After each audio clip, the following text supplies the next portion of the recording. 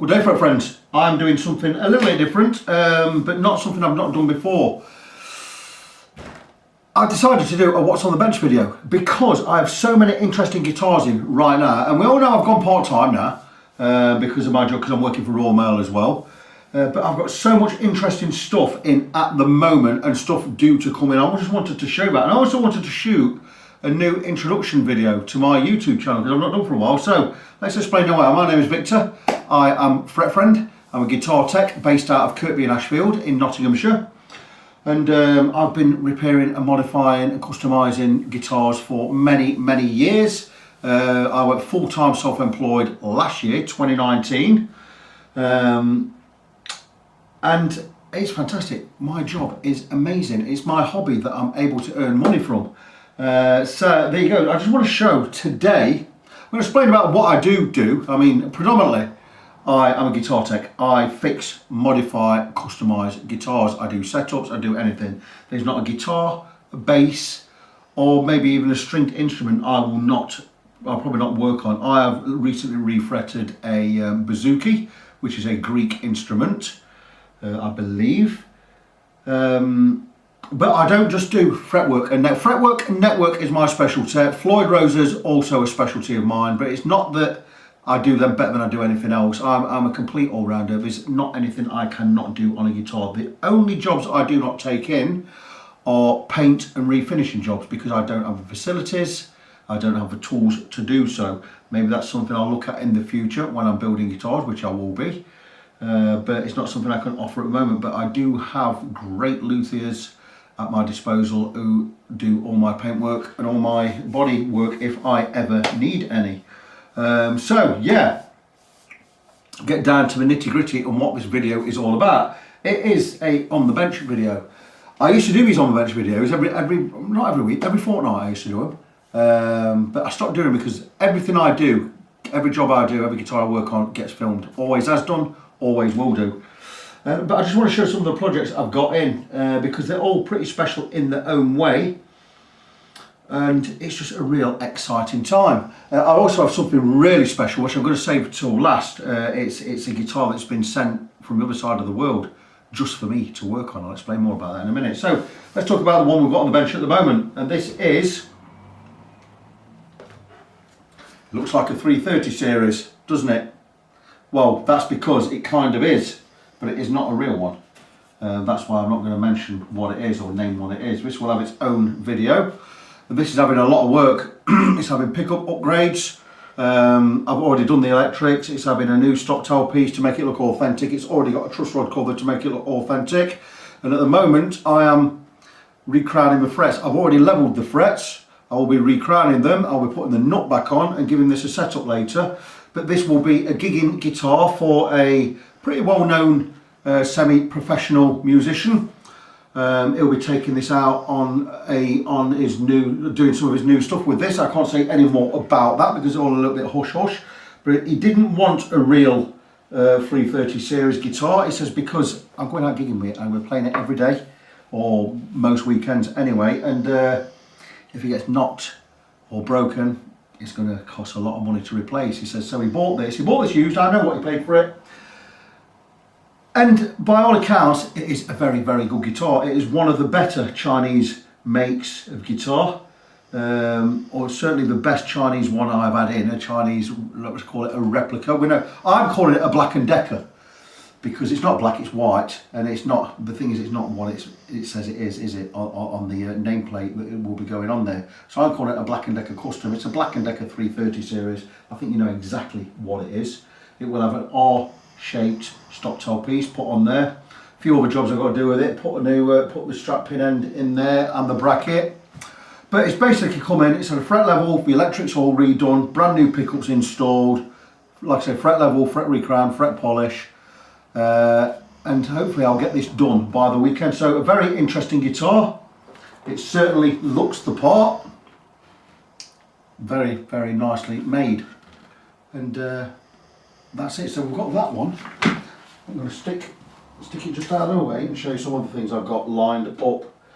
So that's what I'm working on at the moment. This is one I'm going to be working on next week, and this is an absolute beauty. And this is why I'm so blessed to have this job, or to, you know, be able to do this work. I mean, I'll just show you the back. You're not going to know what it is looking at the back. You probably think it's some kind of PRS or something. It is not. It's an amazing guitar. Look at that. It's a Michael Kelly. That's it. It's got a super weight, beautiful spalted maple cap top.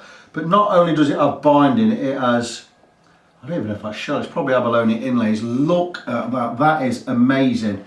I would say that is an ebony fingerboard, beautiful inlays. Again, abalone inlays with binding. What a fantastic, fantastic guitar. And the idea with this was, it's got jumbo frets, but there is a lot of wear on these frets. And I talked to the owner and I said, look, with the amount of wear we've got on those frets, right, why don't, it was going to be fret leveled and recrowned. The thing is, these frets are low. And if I leveled them to the left to get all the grooves out of there, we'd be too low to recrown again. So I said, look, your best idea is a refret. So he ummed and ahed for at least 30 seconds. And he says, go on, give it a refret. So I'm going to be refreshing this. The good thing about this is, not cool split now. Good thing about this is, I've never refretted a guitar with inlays, like, you know, all the way along the length of the neck. I've done it with binding many a time. So it could be difficult when we're pulling the frets out. Maybe we could lose some. I don't think we're going to. I'm going to really, really take my time with it, but I says I'll take it on. Really, really looking forward to doing this. I don't see why the frets are going to be difficult to get out. End of the day, because the abalone is probably not going to be right up to the edge of the frets. I'll be very, very surprised if it is. I mean, the best thing I can do is pull one out and have a look, but I think it's going to be absolutely fine. May or may not have to go with a new nut. I'm thinking that that is a Tusk nut. If it is a Tusk nut by Graphtec, we won't have to replace it. If it is not a Tusk nut by Graphtec, it's going to be some crappy plastic, I think, and I would think about replacing it. But pretty straightforward. Refrets are what I do.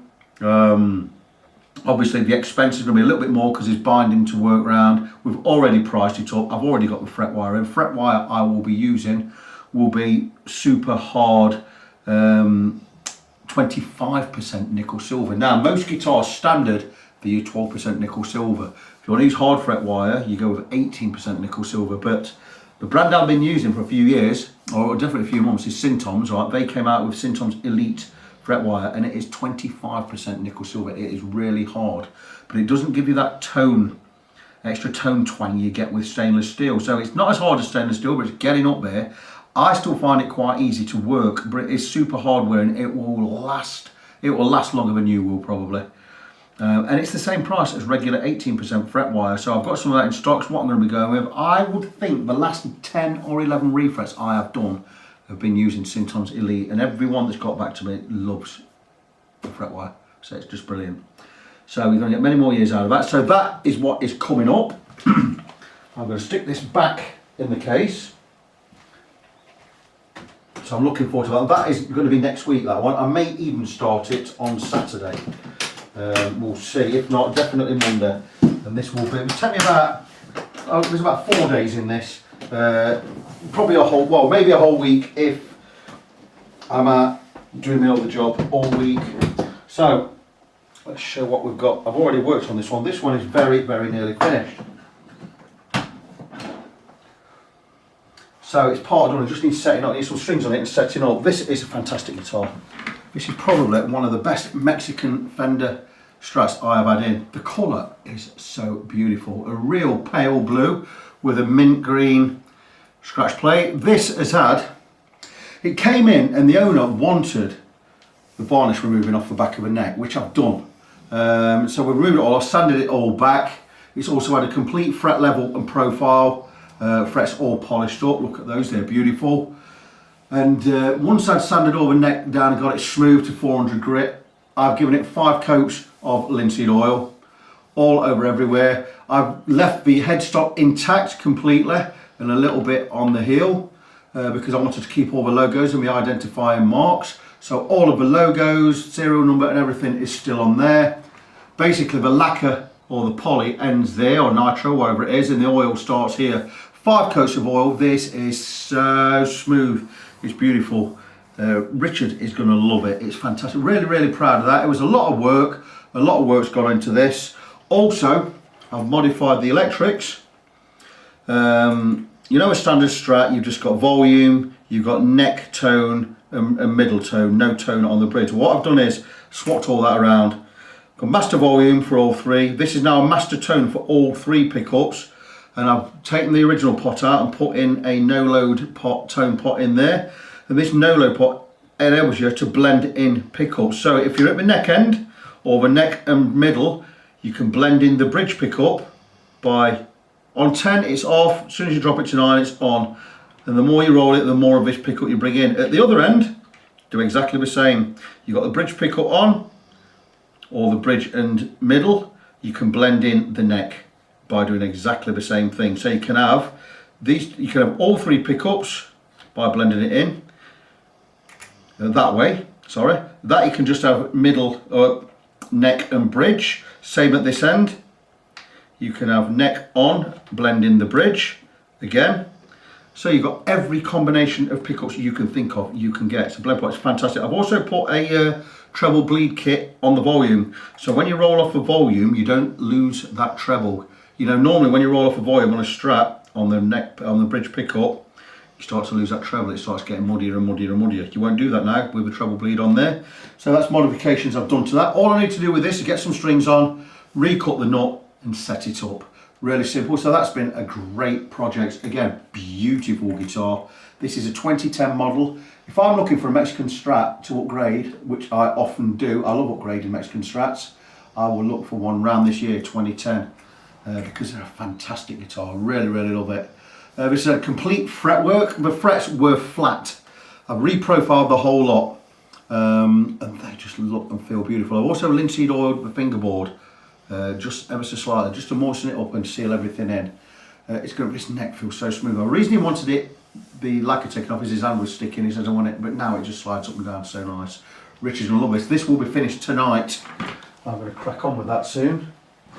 So that's 3 on the bench so far. I have people queuing to come in. Not taking anything else in just yet because I've had a parcel delivered today. And this is why I'm doing this video. And I have a box here. And this box has just arrived this afternoon. It was posted, what day over today? We're Thursday the 23rd of January, year of our Lord 2020. This was posted on the 21st of January 2020 from Japan. It's come from Japan. It's a box. There's my address on there. Victor Kroll, fret friend, blah blah blah. It's a box of guitar bits, I hope. I know it's a box of guitar bits. It is actually, there's a bass guitar in here. It's a Warwick based guitar. I can't remember the model. Now a few years ago I had a Warwick whatever come in with the truss rod had seized, and on these Warwicks they're after 1996 were a non-removable truss rod. So when I got this bass in, I said look, it's got to come out. So the only way to take them out is to remove the fingerboard. Now the neck was, it was bent, it was twisted and it was warped. So every wrong way it could have bent, it was back bowed, it had a twist down the length, and it also curved this way like a banana. So I thought there's no way I'm going to be able to get this straight. But I did, I got it straight. It took a long time. I spent many hours doing it, but with clamps and heat and everything. I removed the fingerboard, replaced the truss rod, got a truss rod from Germany, right truss rod, put it all back together. What I did is, once I steamed the fingerboard off, I steamed the neck a lot, under pressure, in brackets, in clamps and everything. And I got the neck perfectly straight. We got the fingerboard, with new truss rod in, fingerboard back on the bass, job done. The neck was perfect. You would not have known it had ever been tampered with. Took me a long time to do that, and I did a video series on it. I think it was 9, 10, 11 videos, one after the other. And this guy had seen me do that work. He's got the same kind of problem. It's a Warwick bass, made in Germany. He snapped his truss rod. And he actually rang me from Japan the other week, and I had a good chat with him. And he says, I'm going to send it to you. Will you please fix it? Same thing. So I'm going to do exactly the same on this. The good thing is I've done it before now. I know it's going to take a long time, and I know it's going to be a lot of work, but I'm so looking forward to doing this. It's going to be a great project. I also know that the guy who sent me this bass has sent me some Japanese goodies. Now, he didn't know this at the time, but my wife, Michelle, is Canadian. She's mad for Japan. She loves Japanese food. It's her favourite food. Anything Japanese, cartoon shows, TV shows, movies, whatever. My wife adores, she loves the way they dress. the whole shebang. She's Japan mad. He sent me some goodies. He sent me some Japanese food in here. Spicy food, curries, blah, blah, blah, some snacks, everything. So I've not opened the box yet. I'm not going to do a box opening video. I just wanted to explain what I've got on the bench this week. So this is one. This is not going to be next week. This is going to be probably the week after. I'm really looking forward to getting in here and having a look and getting on with this base. But that's it. That's what I wanted to show you, and I wanted to advertise my wares. Even though I'm now working for Royal Mail, right, I'm not cutting back on Fret Friend. I've still got lots of work coming in, filling my days. I love this. I will never stop repairing or working on or tinkering with guitars. So keep sending your work in. You know, keep sending me guitars. Check the website, facebook.com/ng17. That's facebook.com/NGONESEVEN. I will look at every job that comes in. They don't have to be fretwork. It can just be setups. You could just want your guitar restringing. Whatever you want, give me a shout. I'm not cutting back. I may have less hours to do the work, so that way, you know, if you bring a guitar in, I don't be able to do it immediately. I would say, look, I'll work on it. I'll be able to work on it maybe next week. Blah blah blah. If I'm called in, if I'm in at Royal Mail all week, I'll only be working in the afternoons, blah, blah, blah, blah, blah. So it just means things are going to stretch out just that little bit more, but I'm not cutting back, and I'm certainly not quitting. So my name is Victor. I am your Fret Friend.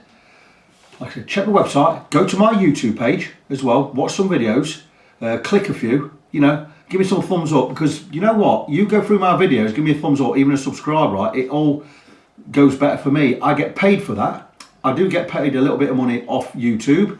But click-throughs, likes and thumbs up, you know, they make my page more accessible to more people. The more people click my videos, the more people get to see them, because there's algorithms on there that show that if you're a popular site or a popular page, right, they bump you nearer to the top. And the more viewers I get, the better it is for me, because it gets my work out there, and it just helps in the long run, you know. So that's it. I'm signing off now until the next project. All of these guitars I've mentioned, by the way, will have their own individual videos. Every guitar that comes to me gets videoed, whether it goes on YouTube or not.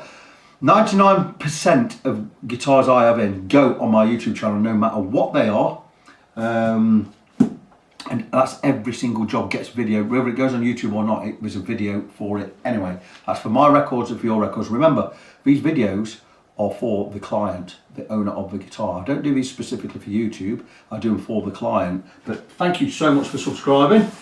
Keep watching my videos. And as always, till next time, God bless you. Be good to each other. I mean that. And I'll see you next time.